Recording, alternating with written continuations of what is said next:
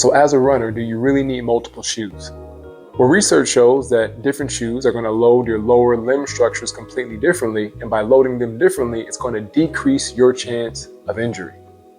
Not to mention, different shoes are made specifically for different types of runs and are going to give you the benefits for that run if you use them.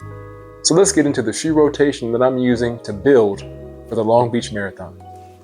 So let's go ahead and start with the race day shoes. These right here are the Nike Alphafly 3 and the Nike Vaporfly 3. And although I'm not sure which one I'm using for Long Beach just yet, I can say the carbon plates in these shoes make a huge difference. Now, you're not going to want to use these shoes for everyday type of runs. You're going to want to preserve them specifically for race days, PBs, or if you're doing any sort of time trial work.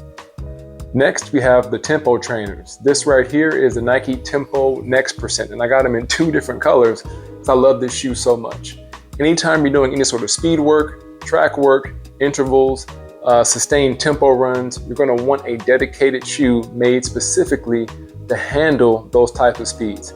These shoes are typically more firm. These right here have the air zoom units right here in the front, and they also have an articulated plastic plate that helps with propulsion when you're really kicking it up in the high gear and hitting those higher speeds.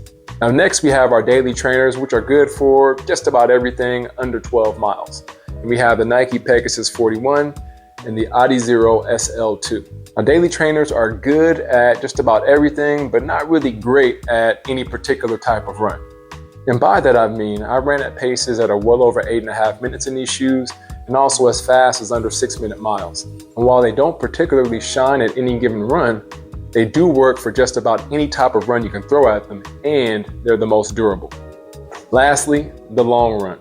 This is the Nike Invincible 3. If I'm going on a long run over 15 to 18 miles, all the way up to 24 miles, 9 times out of 10, I'm going to be using this shoe right here.